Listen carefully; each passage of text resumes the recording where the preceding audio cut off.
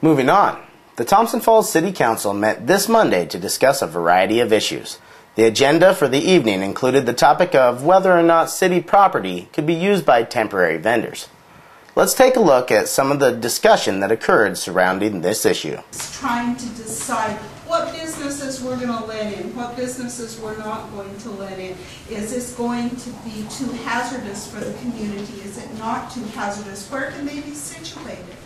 One of the problems, and this actually is a major problem, and this hasn't even been dealt with, is that were we to let businesses conduct their business on city property, it has to be property that has parking and clearance as far as a road is concerned. The city is immediately the deep pocket if there are lawsuits. Are all the residents of the city truly safe? We don't care what we pay for our insurance. We don't care what money goes for lawsuits. Certainly, I'm not saying that we should restrict businesses. We should absolutely encourage business. But business doesn't mean a partnership with the city. The reason that parks were put off limits to commerce, and I believe it was about 15 years ago, wasn't it? Because there came a time when that became the garage sale area of town. And every Friday and Saturday, there were people, Wayne remembers that.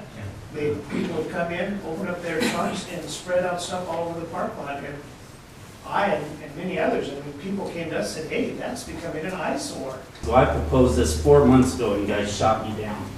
There's a bunch of cities that do it, let people, street vendors. I don't know why. I just think you guys are against this. And I think if you don't let people do their little business, I don't think we should have special events in any of the parks either. It's discriminating. I was just going to agree with him on the special events thing. I mean, it doesn't make sense to me that we would say 1 day a year or 3 or 4 days a year, we're willing to take this risk for these certain people to set up for these certain things. But for the rest of the year, other people aren't. And at a time like this, it's hard for people to find jobs. Some of that stuff that you guys see as an eyesore are the things that feed our children. I think that's the other side of the coin. If you're shopping and a vendor, buying his food, you're not coming into the established restaurants to buy their food. If you're buying the fruit from the vendor, you're not going to harvest food. There's overhead to running a business. Those vendors can usually undercut. They can sell their products cheaper, which is a great deal for us, but it's not such a good deal for those guys that are trying to keep a business going. It's capitalism. So if you're not for this, you're against all progress. I don't have any desire to change Thompson Falls. I love this town the way it is. But I do believe that we could benefit from having a few more businesses and a few more services. I do think we need more tourists. And I do think we need to have more locals making a living. We need more places to shop, and we need more places to recreate. I would also like to see the chamber and the city and local businesses be more supportive of one another. You can't, as a government agency, set up a social welfare program for businesses. I would object to your terminology, sir. Yeah.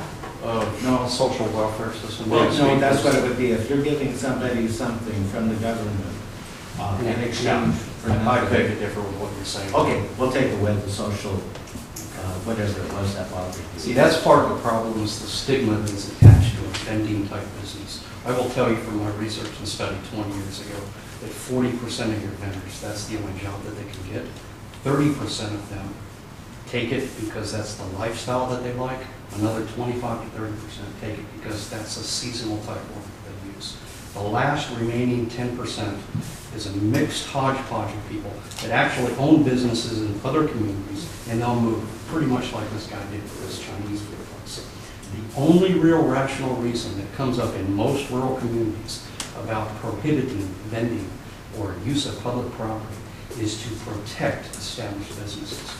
You just said that, Mr. Roberts, and what I would encourage the council to do is when you're going to make regulations, be extremely careful that you don't jump on a bandwagon to to protect an established business like that. And then we'll go Can I back to- finish, please? It's contrary to the basic principles of capitalism, and when you turn right around and say you're providing for the infrastructure, half of your people that are in these types of businesses, if you required them to go pay rent on a yearly basis, on a seasonal basis like this, you're going to discourage so many opportunities that most of the people in this room were asking you to stop and look at. Also on the agenda was the second reading of the new city decay ordinance. Here's some discussion. As we all know, we live in a small town, and small town politics, not everyone likes each other. Right. What happens if a committee member or a community member that's looking at your place is dead set against you, or you believe they are? Would there be an avenue? It would go up to, you could bring it up to the city council or something. Well, you know, in the committee, there's 5 people on it. There are only 2 council members and 3 at large. Right. So, I mean, even one person on, or 2 people on that committee, I mean, if they had a grudge, I mean, the other ones would counteract that. Right. And we wanted to make sure that, with having the 3 people from the committee, that the council didn't have a majority of say into that at all. And the people will be turning over, so you'll have, you know, your terms, I think there are 3-year terms that are on there, but they'll be staggered terms so that you'll have a continuous flow of people coming in. You know, the hardest thing is probably going to get people from the community that want to volunteer their time to be able to do that, to come in for it.